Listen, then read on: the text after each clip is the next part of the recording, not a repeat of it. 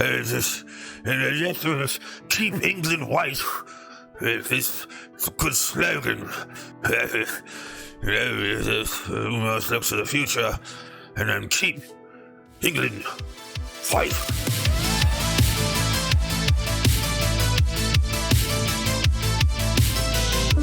It is time to win this great war. For 5 long years, we have asked our men to endure the tribulations of war. General Eisenhower. Winston. General Montgomery. Mr. Churchill. What a Wow, that's a great intro. I wish I could talk like that. I could just walk into rooms and just address people that way. If Hitler were to drop a bomb on this little patch, he would destroy the entire high command of our Allied forces. We are here to make the greatest decision of our lives. The invasion of France, taking the German army head on. I've seen this before. 250,000 men were cut down at Gallipoli. We must spread the risk. The plans for D-Day have been in place for over a month. I don't want to make the same mistake. The forces are not carrying out your plans. We're taking care of it. You need to let us do the job. I beg your pardon. I am the Prime Minister of this country, and I shall not be stopped from speaking my mind. You can't just change everything over the heads of our allies. Don't assume you're the only one capable of making decisions. I need your help. Try acting like a hero, Winston, and then maybe people will believe that you are one. Men will die. That's enough! My fiancé is on one of those ships. I'm sorry. I have no right. You have every right. Definitely took time to listen to every person camped. Sir, please listen to my story. It's truly a unique story, unique to myself. That's a goddamn thing that comes out of your mouth. He could be a liability as a leader. Would you have us do nothing with the Nazis massing 20 miles off our shores? No! I would have us do more! This magnificent effort of air, land, and sea. We must launch now. He has to address the nation tomorrow. Either to tell them we're winning the war or that we've just killed thousands of people. Whatever happens, we must give them hope. When it's all over, what will I be? You will always be the man who led us through this. Our troops will fight on, and we shall never surrender.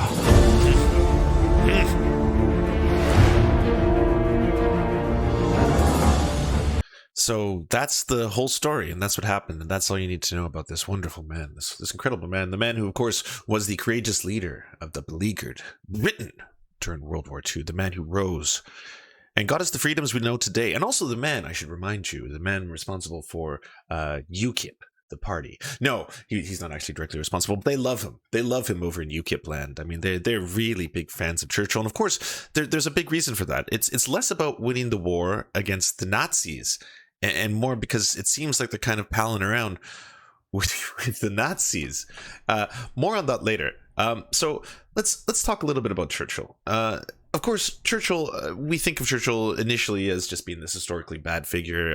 Well, I mean, if you understand history, that is. You probably, I mean, it depends on what side of the aisle you're on. You might think of him as one of history's greatest leaders, one of the gentlemen who brought us for World War II. And of course, you know, this was a time when Britain was occupying, shall we say, to put it kindly, other countries. They still had a bit of an old flair for imperialism. They enjoyed controlling other nations and peoples. And of course, one of those nations was India, and Churchill actually got his start in the world of the wars, shall we say, hanging out in India as a young lad, where he had quite a few things to say about the Indian people, of course. Let's pull up some Churchill quotes to get a wee bit of a flair for Churchill, all right? It is alarming to nauseating to see Mr. Gandhi, sedacious, middle-temper lawyer, type well-known. Now, there's a fakir striding half-naked to the steps of the visceral palace to parley on equal terms in the representative of the King Emperor. A shadow has fallen upon the scenes so lately lighted by the Allied victory. From Setland to the Baltic to Trieste to Adrian and the Iron Curtain has descended upon the continent.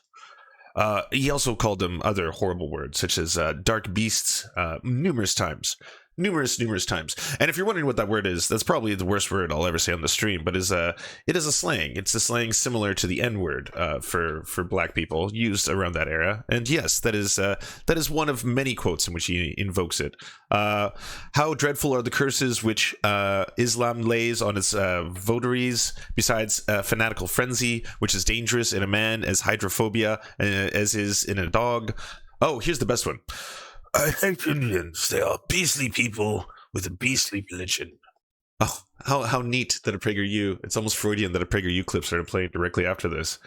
Yeah, well, that makes sense. That makes perfect sense. Freudian slip. Let's get the newer Churchill up on here. Oh, this is Gary Oldman. Yes. So, some quick little history lessons about Churchill. Churchill actually wanted to let Gandhi die. That is true. Churchill thought, though he wasn't concerned, he voted that they would simply let Gandhi do as he likes and hoped that he would starve to death if he wanted to. Now, Gandhi is a complicated figure in his own right. We're not going to go into a complete veneration of Gandhi, but it is surprising that that's not often reported in the history books, at least not on our side. That's obviously a little soupçon for some of the worst things that Churchill eventually ended up doing. Hold on. Yes. When World War II broke out, the war effort needed resources in a time of desperate need. Supplies meant for India were requisitioned for other uses in India, and it found itself deprived of other resources it relied on. According to some historians, the decision was one of the biggest factors that sparked the devastating Bengal famine of 1943, and that is a famine in which I believe, let's get the actual numbers up here. An estimated 2.1 to 3 million people died out of a population of 60 million. They died of starvation, malaria, and other diseases aggravated by malnutrition, population displacement, unsanitary conditions, and lack of healthcare. Millions were impoverished as the crisis overwhelmed large segments of the economy and catastrophically disrupted the social fabric. Eventually, families disintegrated. Men sold their small farms and left their home to look for work or to join the British Indian Army, forcibly joining the military, I might add. And women and children became homeless migrants and often traveled to Calcutta and other large cities in search of organized relief. It is considered one of the worst man-made famines in human history. It was made directly because of the decisions of Churchill himself to withhold food to certain sections of the population, which, yes, this was a decision made by a world leader that actively starved millions and millions of people. Now, there's going to be the pushback from the right-wingers who are going to tell you, well, it was necessary at the time, he needed to reallocate resources. And you have to remember, by the way, it's horrifying that, certain people might do this to their own population. It's extra horrifying when you're doing it to a population in which you are the imperial overlords, in which you are the colonizers starving the people. That takes it up to an extra level of, let's just say, fucker. Yes. To read an article in The Independent about him, he gladly took part in raids that laid waste the whole valleys, destroying houses and burned crops. He then sped off to recover the Sudan, where he bragged about how he personally sought 3 savages. Oh, sorry. I'm going to start by talking a little bit about a young Churchill. So Churchill, he's born in 1874. He's born to Britain in a wasping the map brink. As soon as he could, Churchill charged off to, quote, take a lot of little jollies in the little wars against barbarous people. In the Swat Valley, now part of Pakistan, he experienced fleetingly a crack of doubt. He realized that the local population was fighting back because of the presence of British troops in the lands of the local people considering their own, just as Britain would if she were invaded. But Churchill soon suppressed this thought, deciding again that they were merely deranged jihadists whose violence was explained by strong aboriginal propensities to kill. You see, there's people who are racist by standards at the time, then there's people who are just exceptionally racist, and Churchill happens to be one of the people who is exceptionally racist. He gladly took part in raids that laid waste the whole valleys, destroying houses and burning crops. He then sped off to help conquer the Sudan, where he bragged about how he personally shot 3, no less than 3 savages. The young Churchill charged through imperialist atrocities, defending each and every turn. When concentration camps were built in South Africa for white Boers, he said he produced the minimum of suffering. The death toll was almost 28,000, and when at least 115,000 black Africans were likewise swept into British camps, where 14,000 died, he wrote only of his irritation that the Kafirs should be allowed to fire on white men. Again, this is like some of the most horrific things you could say.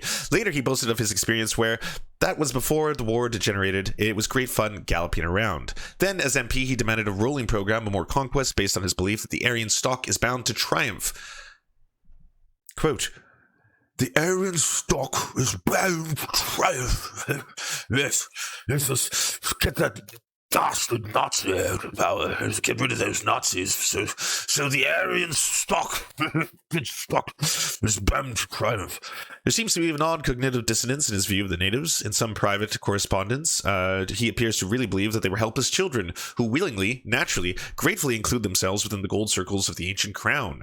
And when they defied his script, Churchill demanded that they be crushed with extreme force. As a colonial secretary in the 1920s, he unleashed the notorious black and tan thugs on the Ireland Catholic civilians. When the Kurds rebelled against the British rule, he said, I'm strongly in favor of using poison gas against these uncivilized tribes. It's spread a lively terror again to use poison gas against these uncivilized tribes as they were.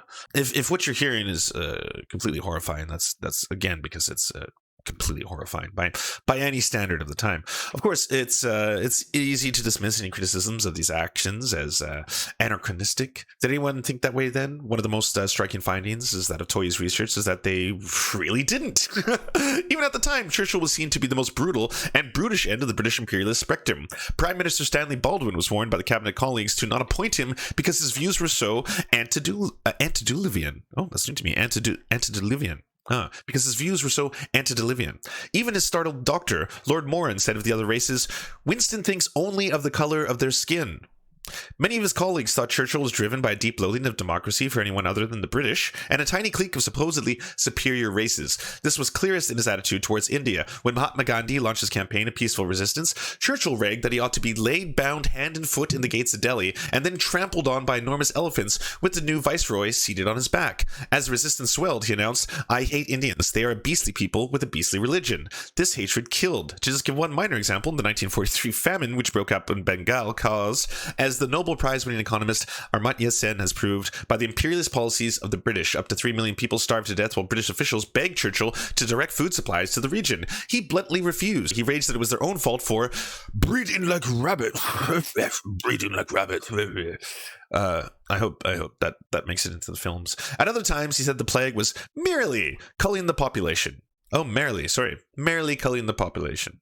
Skeletal, half-dead people were streaming into the cities and dying on the streets, but to Churchill, the astonishment of his staff had only jeers for them. This rather undermines the claim that Churchill's imperialism was motivated by altruistic desires to elevate the putatively lower races. Hussein Onyango Obama is unusual amongst Churchill's victims only in one respect. His story has been rescued from the slipstream of history because his grandson ended up as the president of the U.S. Churchill believes to be Kenya's fertile highlands, which would preserve the white settlers and improving the clearing of local... Oh, I can't even say this word. But he said to local... I can't say this either. Churchill, come on. How much worse can you get? When they rebelled under Churchill's post-war premiership, about 150,000 of them were forced at gunpoint into the detention camps, later dubbed Britain's gulags by Pulitzer Prize-winning historian Professor Caroline Elkins. She studied the detention camps for 5 years, and a remarkable book, Britain's Gulag, The Brutal End of the Empire in Kenya, explains the tactics adopted by Churchill to crush the local drive for independence. Electric shock was widely used, as well as cigars and fires. The screening teams whipped, shot, burned, and mutilated Mau Mau suspects. Hussein Onyango Obama never truly recovered from the torture he endured. Many of the wounds Churchill inflicted have not yet healed. You can find them on the front pages any day of the week. He's the man who invented Iraq, locking together 3 conflicting people behind arbitrary borders that have been bleeding ever since. He's the colonial secretary who offered the overpromised land to both the Jews and the Arabs, although he seems to have been privately felt racist contempt for both. He jeered at the Palestinians as barbaric hordes who ate little but camel dung, while he appalled that the Israelis take it for granted that the local population will be cleared out to suit their convenience. True, occasionally Churchill did queasy about some of the most extreme acts of the empire. He fretted at the slaughter of women and children, and caviled at the Aristmas massacre of 1919. Toye tries to present these doubts as evidence of moderation, yet they never seem to have led Churchill to change his actions. If you are determined to rule by force against their will, you hardly have to be surprised when atrocities occur. Rule Britannia would inexorably produce a cruel Britannia. So, yes, he is a man of commensurate evil. That doesn't change how he's represented in film. But I have myself full confidence that if all do their duty, if nothing is neglected, and the best arrangements are made as they are being made, we shall prove ourselves once more able to defend our island home, to ride out the storm of war, and to outlive the menace of tyranny, if necessary, for years, if necessary, alone. Oh, passionate. They always capture the wartime. We all remember the key one, right? We shall not fail. Shall go on to the end. We shall fight in France.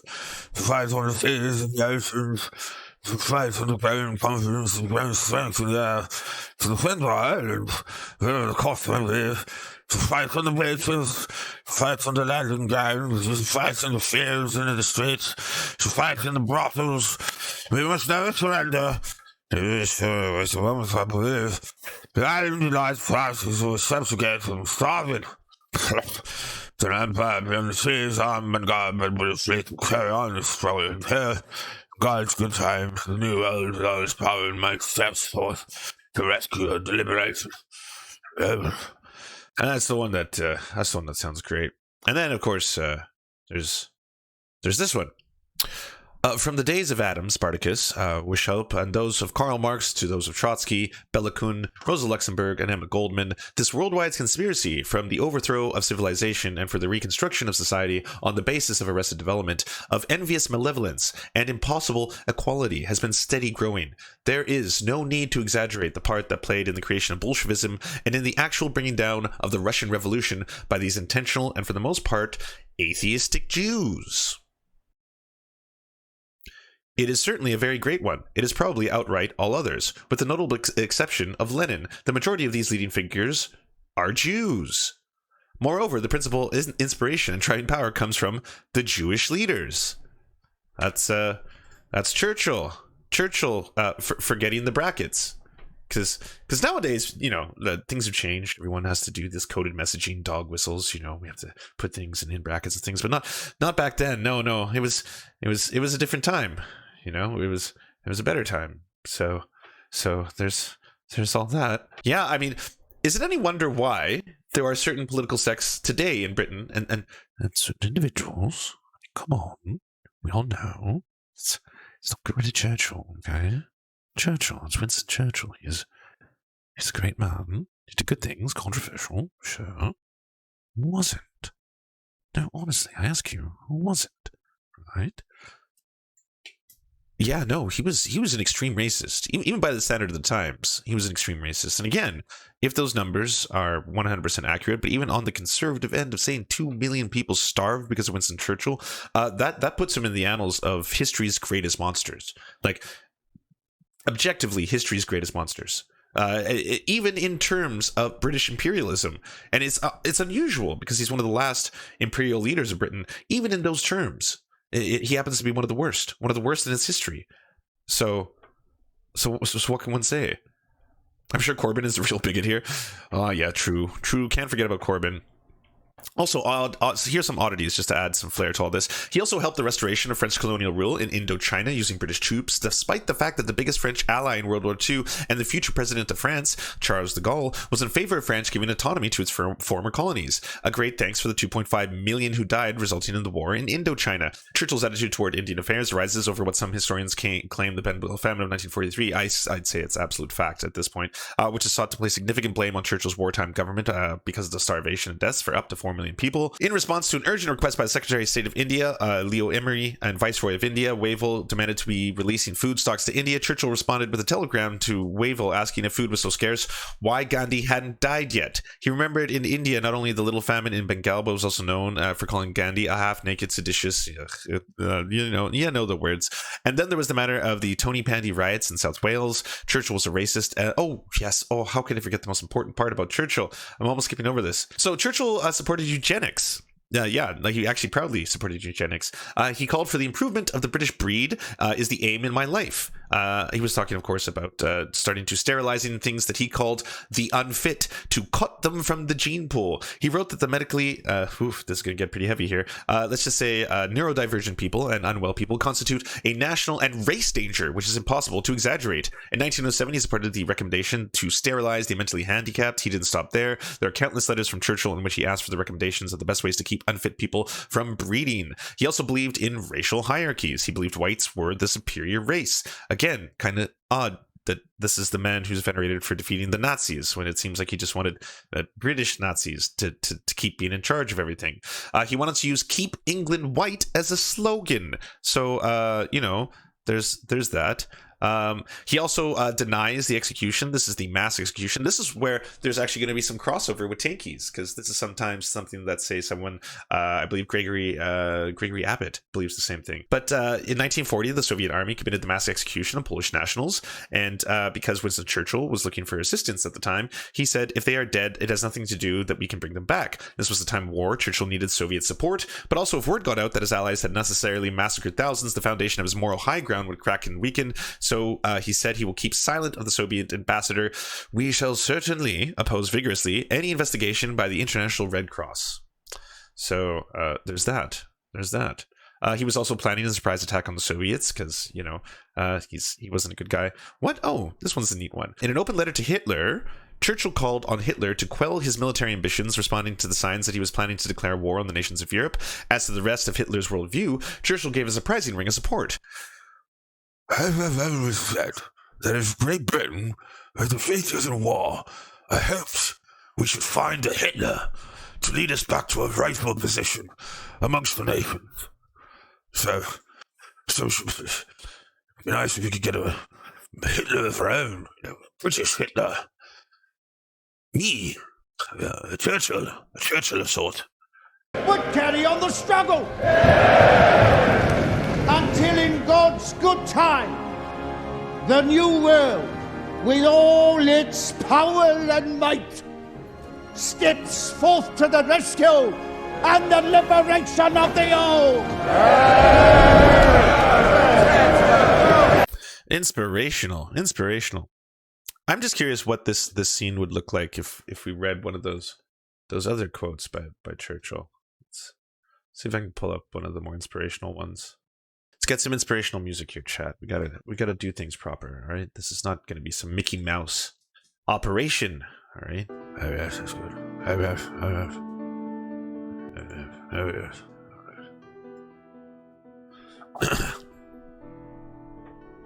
I will now quote. I don't have to quote anything. This is the scene from The Darkest Hour. We shall fight on the beaches, starring Gary Oldman as Winston Churchill, and this is quite moving. There's no need to exaggerate the part played in the creation of Bolshevism and an actual bringing out of the Russian Revolution by these international and, for the most part, atheistic Jews. With the notable exception of Lenin, the majority of the leading figures are Jews, and moreover, the principal inspiration for driving power comes from the Jewish leaders. I hate the Indians. They are beastly people with a beastly religion. And yet, keep England white. It's a good slogan. It almost looks to the future. And then keep England white. And then Mahatma Gandhi ought to be laid bound hand and foot at the gates of Delhi and then trampled on by an enormous elephant. Yes, enormous elephant. Yes. Moving. Inspirational.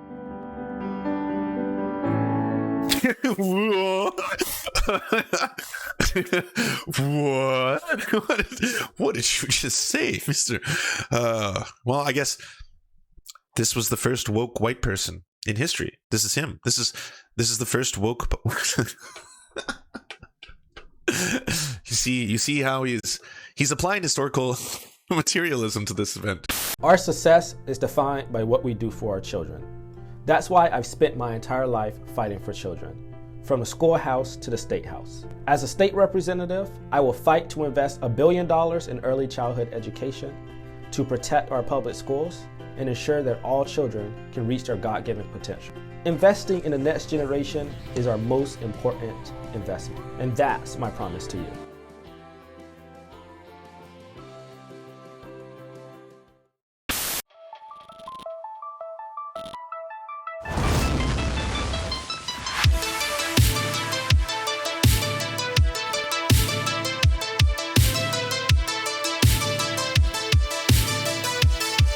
To our God, I'm Ra. We pray at your altar of awesomeness. To our monarch, Thomas Bone, you are the light that guides our path. To our lords, Jeffrey Lamb, Stephen, Ninetails Cosmic Fox, Hans Josephine, and Poppy Nelson, we bow meekly for your pleasure. To our Knights of the Round Table, Josh Mickelson, Dylan Veit, Alexander Thaler, Zach Christensen, Todd Buckingham, Todd Lajeunesse, Clement Chutzkoff, Sky Bear Games, Moss Beast, Political Puppy, Ali Menthol, Jimmy Big Nuts, Alan R., Andreas Chitoro, Good Poon Hates Cops, That's Solid Poon Man, and Bryn, we salute you. And to our many merchants and farmers, you have our undying love